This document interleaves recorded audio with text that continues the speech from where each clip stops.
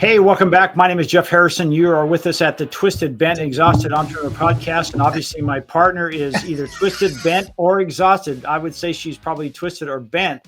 She's having trouble figuring this out. It's really a highly technical job just to stand in front of your camera and say, here we go. Leslie, how you doing? I'm doing good, but I feel like I am it looks like I'm sitting on the ground. Does it look like that on your side? Nope. I'm just curious if you have your Logic camera, your options, if you can actually adjust it so you'll be a little taller. Let me see. I made myself closer. While we're doing this and Leslie's doing this, in our last podcast, we talked about, what is it like? What do you need to do to go from being a W-2 to being a entrepreneur or self-employed?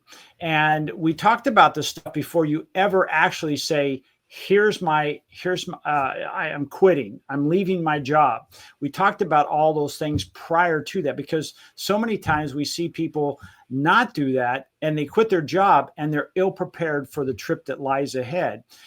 Well, we covered that in the last episode. So if you're joining us and you're thinking, wow, I need to know that because I'm thinking about becoming an entrepreneur, go back and watch this and then watch this one afterwards. Because today we're going to talk about things, because as my grandma says, don't put the cart before the horse. And if you think about that, you want to make the horse out in front to pull the cart. And sometimes if we do this and we say, well, let me watch this episode, then I'll go back, you'll start working on the wrong things and the horse is in the wrong place. So please do this in order. Today we're going to talk about, hey, once you know for sure you're in business, you're going to be in business, there are certain things you want to prepare for, like, operational information and how to set up your business. And are you going to be a business or are you going to set yourself up for a job? And there's nothing wrong with either one of them, but knowing those kind of things. So with that, now that I think my Twisted, Bent, and Entrepreneur Podcast co-host Leslie is ready to go, she's going to kind of lead this, because this is something she really works on. In fact, she spent tens of thousands of dollars. And if you're not familiar with it, she has a program that teaches you how to do all this. And it's really cool because she's created it as a puzzle, and everything is a puzzle piece, putting it together. But it doesn't start where our last episode went. It started saying, hey, I'm in the business, but maybe I don't have things really going the way I want. We're going to tap into her knowledge today. And if you're not sure of this, go back and see us as learn.concierge business solutions. That's 3 S's in a row.com. Leslie, welcome. Thank you. Speaking of grandmas, I wanted to point out that these headphones make it look like I have those chains on that hold so you don't lose your glasses. I thought that's what they were. No, they're headphones. No, I know they're headphones. But it looks like that. Now I feel, I'm a nana and a grandma, but I feel like older with these on. I don't know why. Well, did that apply to our podcast? I don't think so. I think it has nothing to do with what we're talking about today, but that's okay. So today we're going to talk about the next steps to go from W-2 to entrepreneur part 2. And Leslie, my first question is, okay, I've done the stuff we talked about in our last podcast. I've decided I'm going to do this. I'm going to work in that industry, kind of be an apprentice, and it may be 3 to 5 year period, but I'm going in with the eyes of, hey, I'm going to learn. This is like my college degree, except I'm getting paid for it. Mm-hmm. I'm going to start getting my finances in order. I'm going to start doing some side hustles, and before I ever make the leap.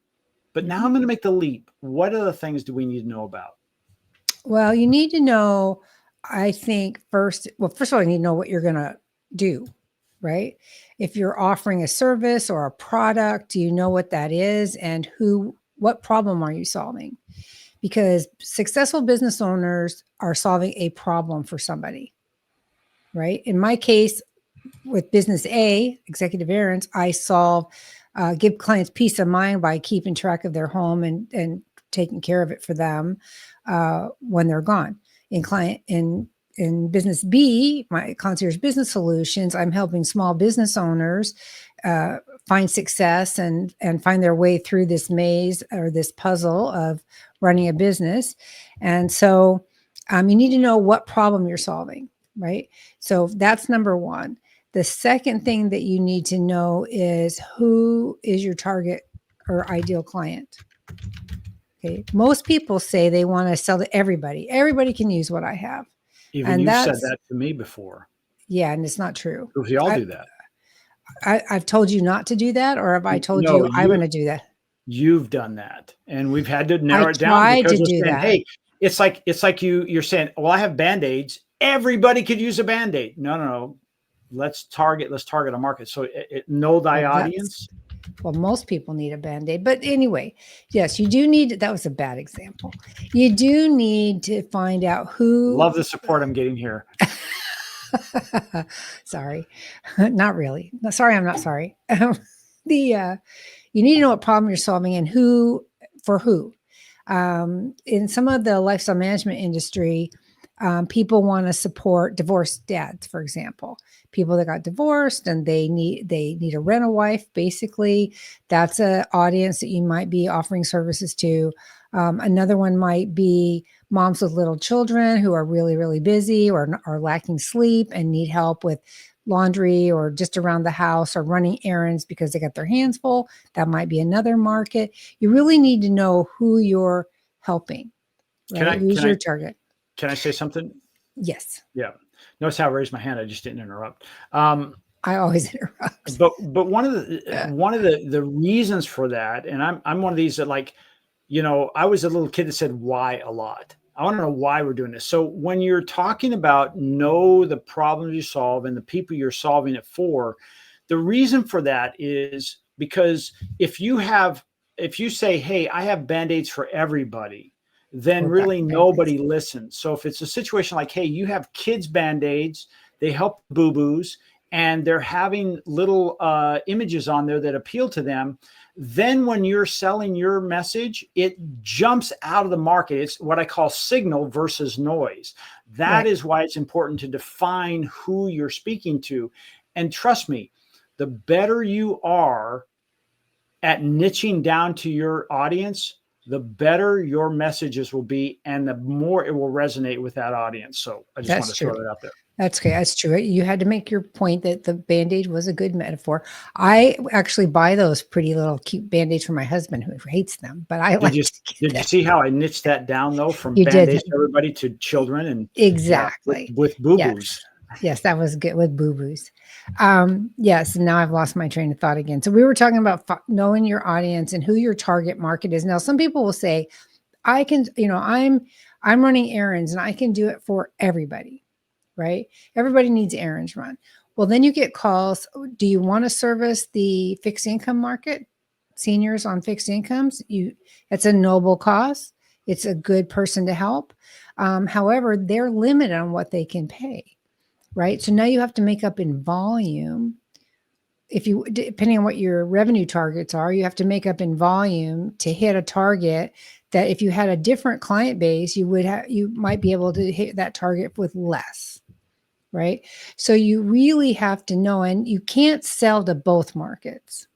You have to kind of pick a side, because at least in this example, because if you pick luxury and you charge a high amount for a service or a product, and then give the same exact service or product to a lower target and reduce the rate, one or the lower target is going to be happy because they got a high-end service for cheap. The high end is going to say, why do you do it for them for less money? And don't think they won't find out, because they will. So you can even change the name of your business and they're going to find out. So you can't really service both markets. And so you have to pick a lane, and we talk about that a lot, right? Pick a lane and follow your stuff. So, I know why I look scrunchy, because I got rid of my booster seat. Now I'm sitting down too low. Ow, my back. She needs a Band-Aid because she's got a boo-boo. I do. My hip is stuck. I woke up with it stuck. So, what I'm trying to say like is, it makes it feel better. No, if I could stop and get my booster seat, because I'm so short. Well, go get it. We'll come back. That's okay. It doesn't matter. Go ahead. So we're going to have her get her booster seat. So because I know this bothers her. So I want her to get her booster seat. But the whole idea is what we're going to talk about today is more of the mechanics of what you need to do. In our past episode, we talked about, preparing for the journey. This is actually now going on the journey. 2 different episodes, 2 different misinformation. And I don't know really many people that have more of an understanding in this than Leslie, and how she's talked about people. Oh, she's back. She's bigger. Right. She's bigger and better than ever. She's look bigger. At that. I don't look like I'm all scrunchy now. Look at that. We can all stand tall. That's good. It's just, I forgot that I'd had a booster seat all this time we've been doing this podcast. I know. You don't have a bib on. What's the deal? I'm just short. I don't know what to tell you. People think I'm tall because I have a big personality, but I'm very short. So, so where were we? Oh, so we want to know what product we're offering. We need to know who our target market is. And from that, you can determine what your price point is. So you need to know. Now, when I started Executive Errands, I intentionally set my service higher than other people doing similar services.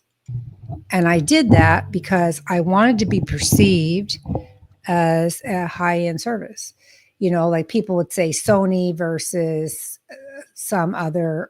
Is Panasonic still around? I don't want to offend Panasonic, but if you said Sony at the time, that's a good quality product. Costs more, it's slicker, it's better. Panasonic at the time was more generic, more run-of-the-mill, more average. So I wanted to be perceived as Sony and not Panasonic. So that's why I charge more. It didn't hurt me getting started, just drew the right clients. I have had people call me up years and years ago screaming, "What do you do for poor people?" Nothing. I would say, poor people, not my market. Exactly. And you don't mean that by negatively. You're just saying, that's noise, and your signal is higher end clientele. Well, and that's a lesson that almost all brand new business owners need to learn, is that it's okay to say no. A lot of people be so desperate to make some income, they want to take everybody. Taking the wrong client is worse than having no client, because taking the wrong clients or the wrong customers is akin to diluting the quality of what you do and making you chase your tail for stuff that, people that can't afford you, for example, are harder to get them to pay. So do you want to chase the money? I don't, so you have to decide. Now, I'm not saying you can only offer high-end services. I know nonprofits that are doing really, really well, and they're dealing with people that don't have income, and that's fine. I don't want that to sound snobby or anything like that. I'm just saying you just have to know who your market is. I do know lifestyle management companies that support fixed income clients, because that's what they do. That's their heart, and that's where they want to support. So they do have to make up in volume, though, to make the income level that they need to support themselves and their business, which is fine. There is absolutely nothing wrong with that. But it's okay to say no, because it will bite you in the behind if you don't. And I've seen that myself, because I'm bad about, it's hard to believe I'm bad at something, but I am bad, humility being one of them. I'm bad about ignoring my intuition, right? If I intuitively, I feel like somebody is going to be a problem client, invariably they will be. But I might take them anyway if they fit in my demographic, and then find out I should have honored what my guts were saying and not taken them. Likewise, employees are the same way. Not that we've gotten to employees yet, but when you hire people to help you, you should always hire slowly and fire fast. That's the maxim on that, because I see the best of everybody. I'm a terrible hirer. I see the best of people that they don't even see in themselves. I see potential in people they don't see in themselves. And I've learned the hard way, if they don't see it, they'll never recognize it. They'll never live up to what you think they can do. So I have learned the very hard way that if I am dealing with somebody and they're having problems, either learning our process or fitting in, not being part of the team, having excuses all the time, they need to go. no matter what. They need to go. And you know, as a business owner, the tendency is to say, oh, I got to train somebody else. I got to find somebody else. It's hard to find in this market, blah, blah, blah. But again, having somebody bad is worse than having nobody. So, so where were we at? We were talking about what product are you going to do? What's your target market? What's your price point? Right? Saying no to clients that don't fit in that demographic. Right? And so once you get those things down, now you can start thinking about, how am I going to market this client? I mean, this business.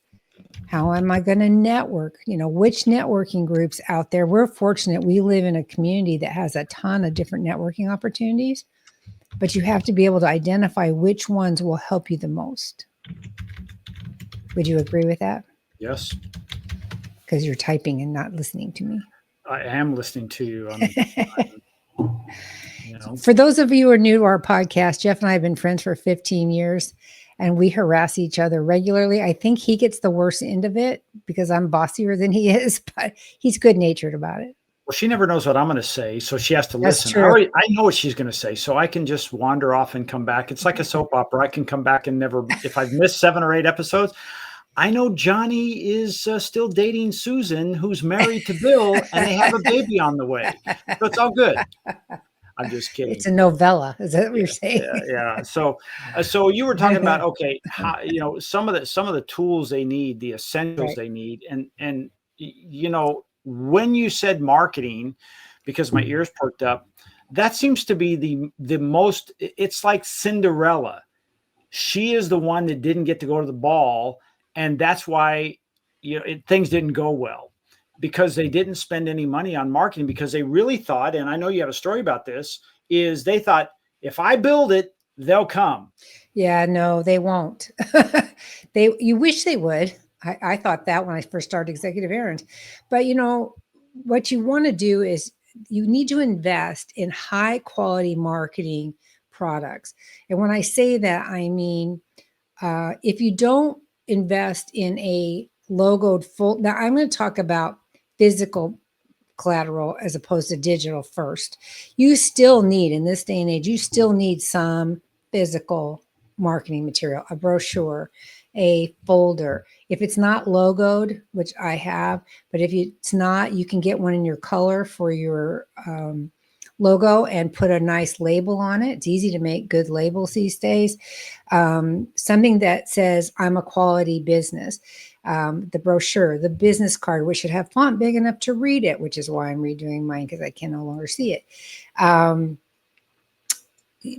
The use of QR codes in this day and age are just expected. And so I get very annoyed when I go to a networking event and I want somebody's card and they hold up their phone with a QR code and say, here, scan this. And I know I'm old school because I've been in business a really long time, and that's fine for adding them to my contact list, but it is not enough for me to write on to say, hey, contact this person about thus and such and try to get a meeting. It's not enough to sit on my desk and remind me that I need to follow up with this person. It's just another contact in my phone. So I personally do not think that's effective. Yeah, Jeff. I'm just going to say, you know, if I could be the bridge between what would seem like, why do I need a business card, to I'll just scan my phone and you need that, is why aren't you prepared and you have both? Because there are, Agreed. you know, there's a lot of transition out there in the marketplace where, yeah, let me just hold my phone up and let me scan it and away you go, or let me bump your phone and I'll have your information. But then for you, it's like, maybe the question should be, would you prefer to do it electronically, or I have a business card? Which is best for you? And just be prepared for both. Well, I would be prepared for both, but my marketing guru has been too busy to make me a QR code or a way to automate that process so that when I go to the next expo, which I have coming up in a week from Saturday, that I could do that. But, you know, he doesn't like me enough. So I'm not sure exactly what you're talking about. I don't think that's on my list, but okay. Yeah, it is, Jeff. He does do all my stuff. And I will say that he does a lot for me. I think that I'm monopolizing him. I don't care. He's so good. I don't care. So So Let me pull we this up. we do need to bridge that gap between a physical card and not. I'm just old school. I like cards, but a lot of people don't use them anymore. Surprisingly, a number of people that don't, and not even just young people, even old people aren't using them either. So we need to do something to bridge that gap. That's an opportunity. He'll probably have something done in 5 minutes with his AI expertise. I know him. And then let's see. So marketing, I tell you, I got the nicest compliment early on in my executive errands career the reason I make folders and things is because if you're doing one-on-one marketing or networking with somebody, I want to have something I can leave for them so that I can stay top of mind. It's sitting on their desk or whatever. Generally, I don't see it go into the trash unless they do it after I leave. But I had a guy at Merrill Lynch one time say to me after I gave my pitch to him, to his, because I was looking for his financial wealth management clients, he goes, "Is this a franchise?" Mm. And I said, "No, why?" And he goes, "Because it looks like one. It's that good." And so at first I was offended, and then I realized he was giving me a compliment that that my marketing materials were so high end that it looked like it was put together by a corporation, which it was because I am. But it's the impression it makes. So that's what you want to think about. I'm working with in my 5-day challenge. I'm working with a company who only has flyers. They're beautiful flyers, absolutely beautiful. But she needs a brochure. One that she can have digital. I have I have 2 digital flip book brochures that I can send an email to people. And then I can also print them and give them out printing. And, quickly, because this is down in the weeds, I know, but I've said this a few times this week to other people. When you go to make marketing collateral, think about the printing costs. And what I mean by that is like my gift certificates, I get 3 out of an 8.5 by 11. My brochures, I get 2 out of an 8.5 by 11. So when you're going to design, and I don't like trifold brochures, so I just don't use those. But when you go to think about creating your marketing collateral, think about how much you can get out of an 8.5 by 11 sheet so that you can make, like my ones for my brochures for real estate, I can get 4 out of an 8.5 by 11. So that cuts the printing cost way down when you can do that. Good point. And so people don't think about that kind of thing. And so keep that in mind when you're creating this. But you do need to have nice quality marketing collateral. You also have to have a nice looking website that is current with today's design, so that when somebody accesses your website, it doesn't look archaic. I've had to redo mine twice in 20 years so that it stays up, because they change from the width of the screen pixels to how you lay out images, to all kinds of things change, right? Jeff, you would know this more than me. You do websites too sometimes. Yep. All that design stuff changes. So why is this not working? Oh, that's why. So we have redesigned ours twice to keep up with the current trends and how websites look, so that it looks current. You don't want anything that looks old or isn't updated.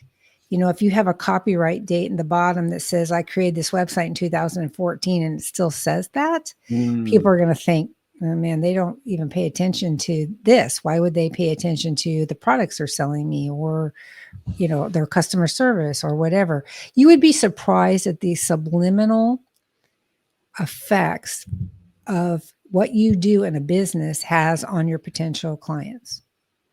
Social media posts, there's no such thing as a private life once you start a business.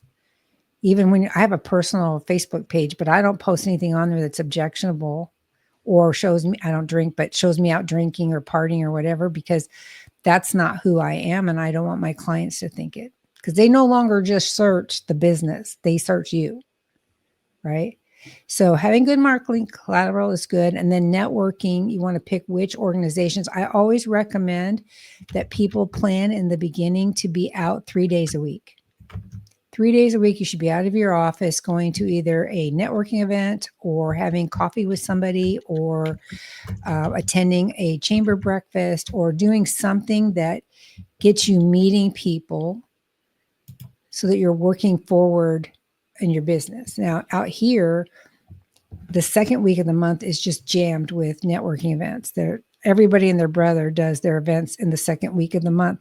So it can be quite exhausting. I think I went to 3 last week or whatever that was. So you want to make sure. And then when you do go to these networking things, there's a proper way to network. If you don't know how to do it right, please seek out somebody like me or somebody else that can help you. What you do not want to do is walk up and thrust a business card in somebody's hand and say, hey, I'm ABC company with XYZ and you should hire me, and walk away. That's the worst. I throw those away. That tells me that person does not understand business or customer service, and I don't want to work with them.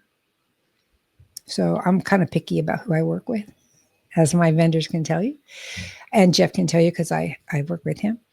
And so you want to pick a local thing. You want to work 3 days a week. You want to learn how to effectively network. And then I always ask people to set a goal of plan to get 2 or 3 or at the most 4 opportunities at any networking event you go to.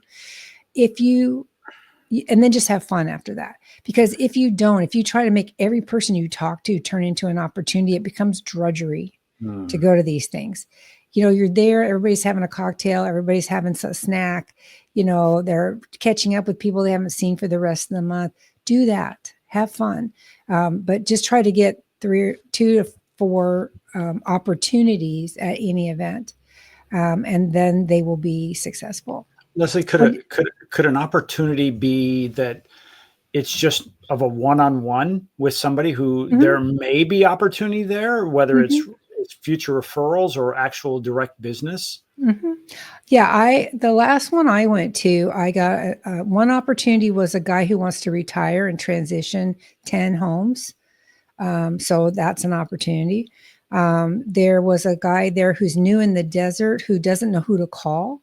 So there's an opportunity to be his vendor call so that our services can help him. Okay. There was 2 other people there who are real estate agents who would possibly give me the opportunity to speak to their brokerages and explain our services. So that was 4 opportunities I got in 1 hour of one meeting. And then you could just have fun after that. And then you got to make sure you follow up with all of them afterwards, which I know Jeff will want me to automate that, but there's something about the personal email saying, hey, it was nice to talk to you, and mention something that helps build a relationship with that person. I generally always ask about the other person first. Have we met before? What do you do? I like your dress. Where did you get it? Something that gets them talking, because when they talk, human beings automatically start to create that relationship when they're talking about themselves. And then later, if they ask about me, great. If they don't, maybe next time they will. I'm not going to push I don't hard sell anybody. So I always want to learn about the other person, and then that always turns into additional business. Just be friendly. And the biggest thing is enthusiasm. You can be enthusiastic. I want to ask you about something that we hear so much is you need to have an elevator pitch. You need to have, this ready to go.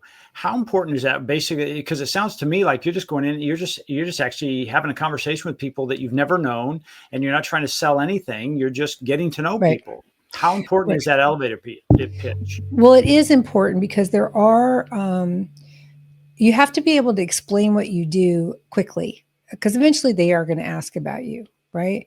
So a 30-second elevator speech gives them a little bit more of an overview of what you do. Like if I'm talking about executive errands, we take care of snowbirds doing absentee home care and preventative maintenance for their homes, run errands and personal assistance. And we're here to enhance the living experience in the desert. Done. Okay, they get that. If I got a 10-second pitch, I'll say I help people. You have to have kind of be prepared for both of those, because you don't know what scenario you're going to be in. And I will say this. if you're new to marketing and network, if you're new to networking, especially, we haven't talked about digital yet, and we'll come back to that. But if you're new to networking, a lot of people are afraid to talk. They're afraid to cold call, and they're afraid to talk to people because they're fear of rejection. As a business owner, you have to be able to separate your business self from your personal self. If you have to make up another name for your business self, do that. If you have to put on a metaphorical mask, because I'm an introvert, but I can go be a social butterfly at these events because I put on my business face and can do that. So if you can, what I'm trying to say is you need to separate your personal self from your business self and understand that rejection in a business setting is not personal. And in fact, it's the best thing that can happen to you. Oh, really? Why is that? Because when you get a rejection and you don't know what to say in the moment, you're driving away and you think, oh my gosh, I should have said this. And then the next time you get that same rejection, you'll say, oh, blah, blah, blah, because that's what you thought to say. You learn how to answer the objection. And if you never get rejected, you never develop that ability. Because eventually, after you've been in business for a while, you're going to do pitches to different potential clients at different times. Sit down and explain to them why they want your services. And you need to be able to kind of riff with it. You need to be able to see your audience in front of you, recognize what kind of person that is, and then modify your pitch based on the audience you're speaking to. So one of the things I always ask a potential client or a potential collaborator, somebody who has clients that I want, is what would make your life easier? Or why did you agree to meet with me today? Or how can I best help you? Right? Because if you go in with a canned pitch on a meeting and you don't tell that person what they want to hear, which is what they want, they're going to say, thank you for your time and send you on your way. If you wait and find out what it is they want and then can instantly tailor your pitch to address that, then you're more likely to build that little bit of a relationship and get that client. For example, when I'm doing demos of my software, the first thing I ask the person before I even start the demo is, what are your biggest problems in your business? What do you wish you had that could make your business easier? Because I can do a lot of things with my software, but I want to show them the pieces that satisfy their needs. Right? Yeah. Because if I focus on all the other things it can do and don't show them that, they aren't going to want it. But if I show them that, yes, I have a calendar, I have visibility to this, my clients can log in and see things, things that they want, then they're more apt to buy. Right? So I guess what I'm trying to say, really long-winded, is you have to understand the what's in it for me principle. Okay. And the what's in it for me principle is always from the other person's perspective. Right? It's not about what I get out of this relationship. It's how I can satisfy or show you that I can satisfy your what's in it for you. Does that make sense? It does. It's just, it sounds like the whole idea of you want to make sure what their pain points are. So then when you're talking about your product or service, when it does solve that problem, you're talking specifically that person's pain point, and they see the value in what you offer as not just this service I wish I had, but like, oh my gosh, I need this because this would solve my problem. Well, yeah. For example, does that make sense? Yeah, totally. That's exactly what I'm trying to say. Okay. So we have a person in BNI. He's always saying things like, we want somebody who's been in a car accident, right? And really what you want to say is, and I want to take that person aside and counsel them a little bit. And what they want to say is, have you ever known anyone who's been in a car accident, and have they ever suffered harm that they're getting pushed around by the other person or the one that caused the accident, or with the legal system. I mean, are they suffering because they have a long-term effect from this encounter, that we can help with that? To me, that's a what's in it for me from the injured person's side. Yeah. Right. Other than just saying we help people that are in car accidents. And I just FYI, I have counseled that person on that very thing. And Oh, really? obviously they need more counseling.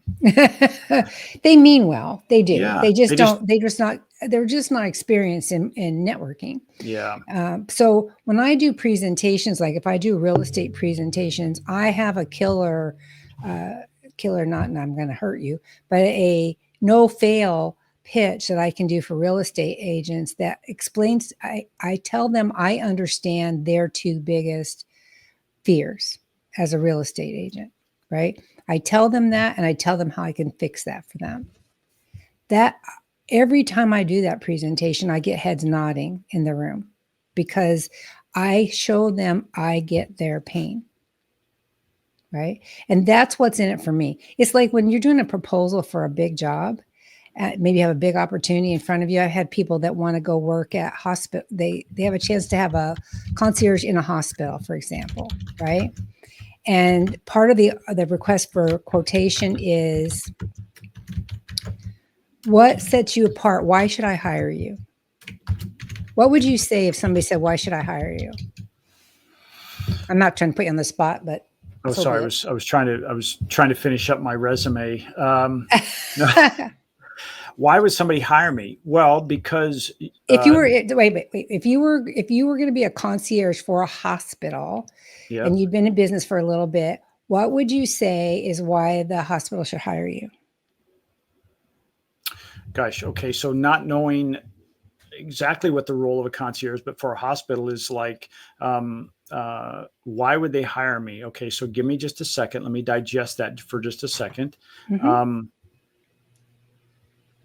I might start out by saying, how many times have you let somebody out of the hospital and you wish you knew how they were being handled? They're taking their medications, they're properly changing their bandages, things like that. How many of you are in that situation? And you want to make sure that you've done your job in the hospital, but you want to turn it over to somebody. Well, that's exactly what we do. We're the handoff. We're the one of the things that said, hey, you've got a baton, you hand it to us, we take it from there, and we can report back to you to say, Mr. Jones, who suffered X, Y, and Z, they're doing this and they're improving. So we make sure that all the work you've done now is completed, and we get them across the finish line. That might be one way, and I know, and I shouldn't ask you because you're Mr. Glib and know better the answers to this stuff. So what most people say is, and that was a good example, but what most people say is, we've been in business for 10 years. We've got a good reputation. Our clients like us. We have testimonials, blah, blah, blah, blah, blah. What you should say is, we understand that your doctors and nurses provide the highest level of patient care, and that they're very, very busy. They work long hours. They are focused on their patients, and their home life often suffers. And so what we can do is assist them in their personal life to free them up so they don't have to run errands. They don't have to take care of routine, mundane things. We can free all that up for your doctors and your nurses so that they can focus even more on patient care and elevate even farther the good care your reputation already is. To me, that's better than saying I've been in business X amount of time and I'm good at what I do. There's a difference between. Wow. Yeah. That's what it is. Well, it's a difference between order winners and order qualifiers. You wouldn't even be there to propose working with that hospital or anybody if you didn't provide good service, if you didn't have a good reputation, if you hadn't been in business for a while, right? That's an order qualifier. An order winner is, how do you solve my particular problem? Yeah, and I not to try to get myself out of this hot seat that I was in, but I didn't know when you said I want to be a concierge to the hospital, I didn't know what you meant. But if it's truly to help the busy doctors and nurses, my conversation would have been totally different. And I love what you did there. That was perfect. Mine was like, okay, how do we hand it off to the patients? I was thinking of extending the patient care. So that was excellent. I like that. And to me, Well, it's like, wow, there's got to be a lot of your clients that are actually in those hospitals. Captive audience. yeah. Well, there is a case to be made. I wanted to pitch to plastic surgeons to add a lifestyle management aspect to their facelift packages, for example, because people that have plastic surgery don't want to be seen in public for a minute. Right. And so they need somebody to run errands for them, or we don't do any kind of medical related care, but we can run errands. We can do the laundry. We can pick up prescriptions. We can do stuff like that. And so I wanted to package that in with, plastic surgeon services. At the hospital, I think they're less inclined to worry about the follow-up of the patient. They give them their go home instructions and say, you know, do these things or else you're going to have to come back, kind of, you're on your own. But with a plastic surgeon, they see their post-op patients quite frequently until they get healed. Yeah. So it's just, I say that, don't ask me how I know this for the amount of plastic surgery I've had, but yeah, don't ask. So I'm just saying that there's a way to position your business so that you're solving a problem. It always comes back to that. People do business with people they know, so you need to build a relationship, and people want to work with people that solve problems for them. It's a harder sell if you're not fixing a problem for me. I was counseling a company who was in New Jersey, I think, and they had their clients worked in New York. I think it's an easy commute for people from New Jersey to New York. Across the bridge. And so, yeah, so they're spending time on the train or whatever, right? So that's valuable time that they can't be at home and take care of their kids, or take a lunch to school that a kid forgot, or pick up the dry cleaning before they get home because they've closed, or, things like that. So I suggested to that person that they pitch for people that work in the city, because that's an opportunity to solve a problem for those people, that because they're on the train so much, they can't get everything done they need to until the weekend. Right. So again, it's just about understanding what your audience needs, what the pain point is for that audience, and then how do you solve that?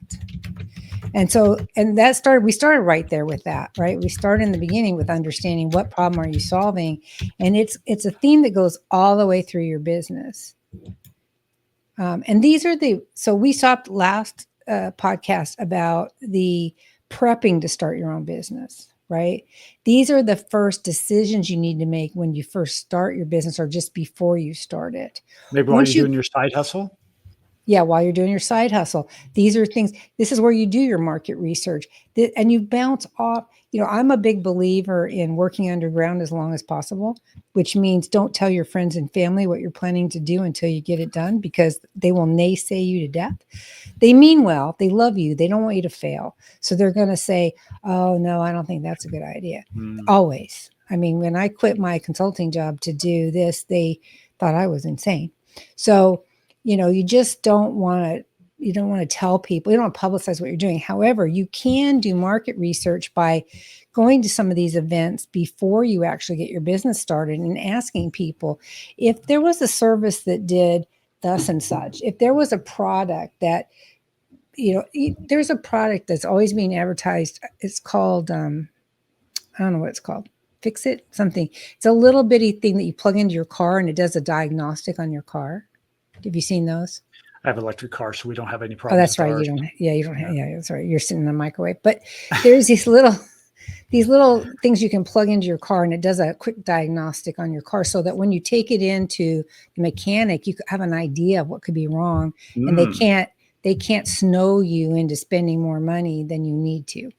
I think that's a great product, especially for women who the mechanics always try to overwhelm a female because they think they're too dumb to get a mechanic stuff, which is also BS. I just want to point out, sometimes this happens. It's not all mechanics and it's not all women. So I am not trying to put. We don't want to get sued here because we've We've Generalized. categorized all mechanics as thieves. We're not saying that, but there are some who do that. Yeah. There are some. It's gotten better, but there are some.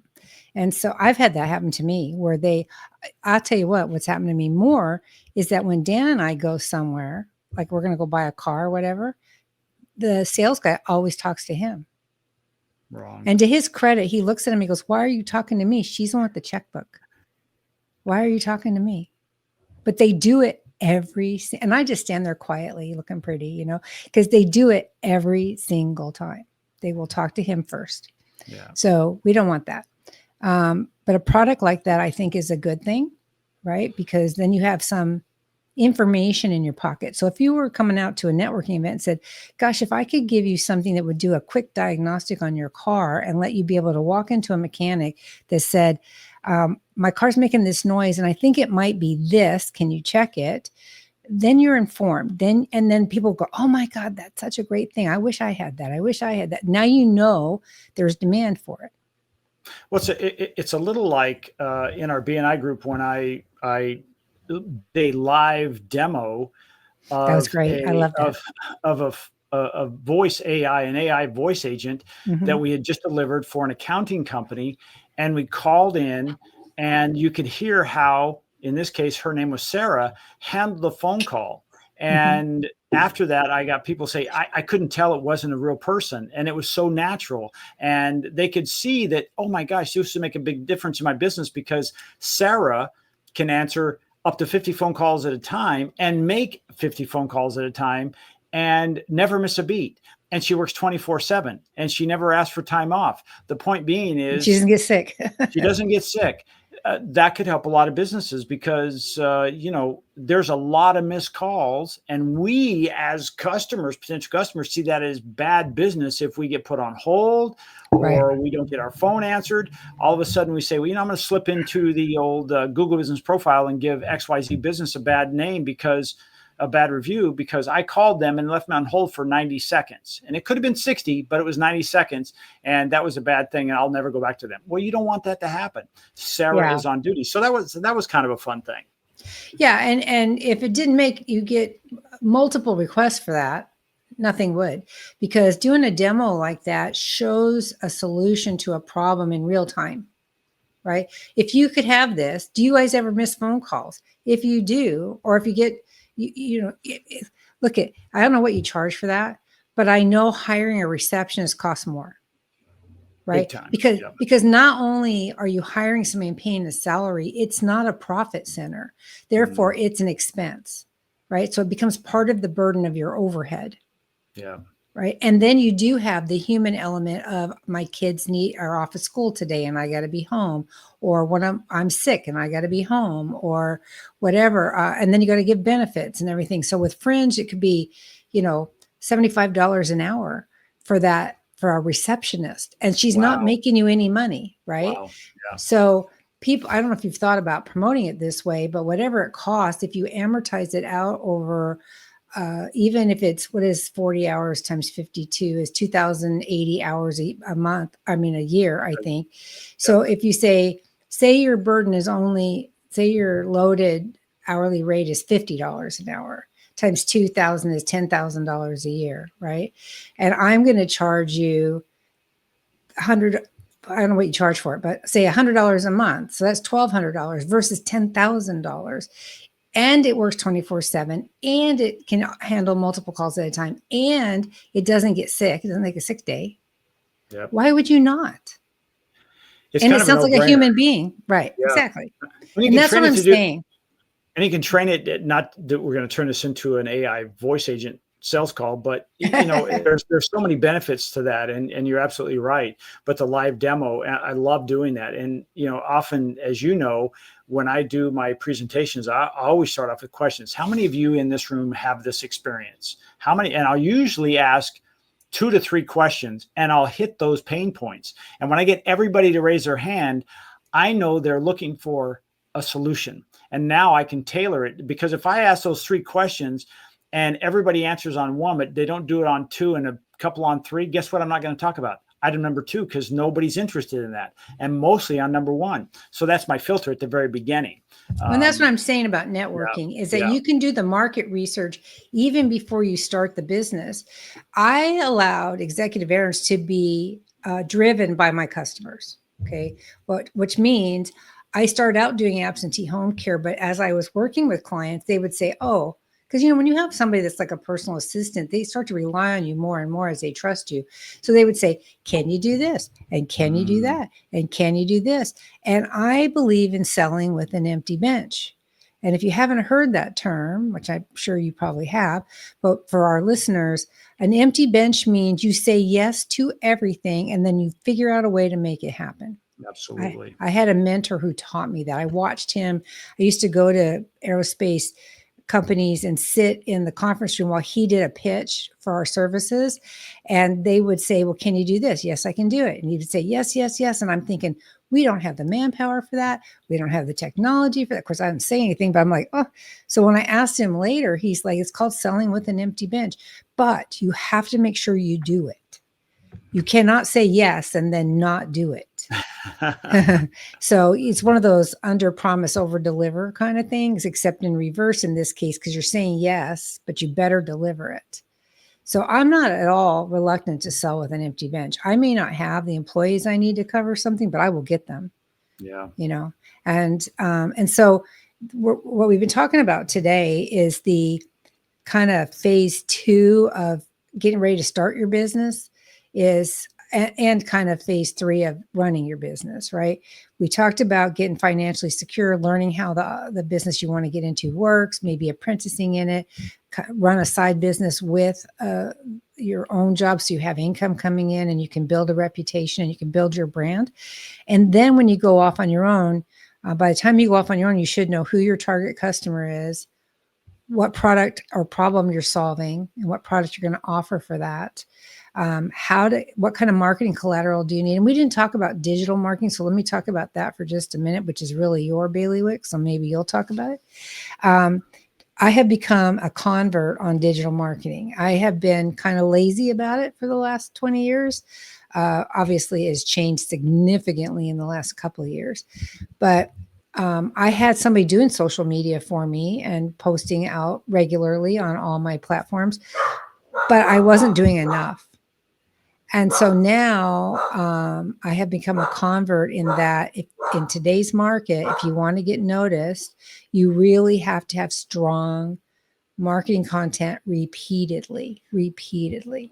And so Jeff has, and I know, again, we're pitching for Jeff, but he has this content accelerator that I use for both my companies. And it creates, and I don't know the numbers, I don't care, but it does a blog and it does multiple posts every day. And it does, I don't know what else. It does all these things so that you're throwing volume at the digital space. I mean, extreme volume. And so he's always getting us, we're getting way more visibility than we've ever gotten because of this digital marketing, and you can't ignore it, not with AI. And I'll say this again. First of all, go back and listen to episode 24, if you haven't, talking about how, by the time that they get to it, it may have changed again, but how AI is affecting the ability to advertise. Okay. And 2, if you don't believe us, do a Google search or a Bing search or a Firefox search or whatever browser you use. Do a search on something and watch what happens. You no longer get a paid ad at the top. You get an AI response. So already, paid ads already don't work just in the last 6 months. So I'm telling you, you really do need somebody like Jeff who understands digital marketing. And what is it you're telling everybody these days about digital marketing, about how long it takes? If you're going to use digital marketing in an organic form, meaning you're not paying for paid ads and that type of stuff, depending on where you're at, if you have no presence whatsoever, I call it a digital footprint, it's going to take somewhere between probably a minimum of 6 months of doing it consistently, week in and week out, up to 9 months. If you already have some traffic out there, but you have a lot of competition, it could take you 6 to 9 months to break through the noise. And if you're somebody who's already active and you have a good presence out there, it could be a lot faster. Let's say between 3 and 6 months. And I'll warn you too that when you allow your client base to drive your company's services, in my case, they would say, "Can you do this?" And I'd say yes, and I'd add a new service, add a new service, add a new service. We do just a crazy amount of diversification in the services that we offer. I got lured into the trap of promoting all of these services, and so it became. Even I realized that I no longer really had an identity. Because people didn't know where to put me, which classification to put me in, because I did all these things. So now we've gone back to basics and we're only pushing absentee home care because out of that comes all the other stuff. That's a huge takeaway because, I've said for years, once you have an audience, all things are possible. But if you try to do all things at the beginning, you'll never get an audience because it's so fractured. So I'm really happy that you've done this. As Leslie is saying, is once she has somebody who's an absentee homeowner and they become part of her ecosphere, if you will, then she can offer these other things, but she doesn't have to advertise. She just sends it out in an email or it's a phone call. And they says, "Oh, all these things you do." Okay. And they're not calling anybody else, but it's not fracturing her message. She is that resource because I think we all love the idea that we can say, "I just have to call one person and they can take care of all these things." Yeah, well, that's what Leslie is. That's what her company has become, but she didn't have to go wide. She could go deep. And that's that absentee. And that's the same with Concierge Business Solutions. If I get in there and do a business assessment for you, which is my 5 days of freedom challenge, it's 5 hours over 5 days, one-on-one. It's really, really good. And I do a business assessment and I identify opportunities for you to either streamline, automate, or improve your marketing or networking. I can do all of those things, but the number one thing we're promoting is the assessment, working one-on-one with you, tailored to you and your business. That way you get the most, well, it doesn't cost anything. So there's no bang for your buck. There's no charge for this. But if I can help you, which I do help everybody, if I can help you identify those opportunities, then you can be a better company, which grows our industry, which helps other people. And it's a win-win all the way around. Right? Is it only for lifestyle management people? No, it's a business assessment. So It doesn't matter to me what industry you're in. I used to teach at Cal State Northridge. I told you that, I think.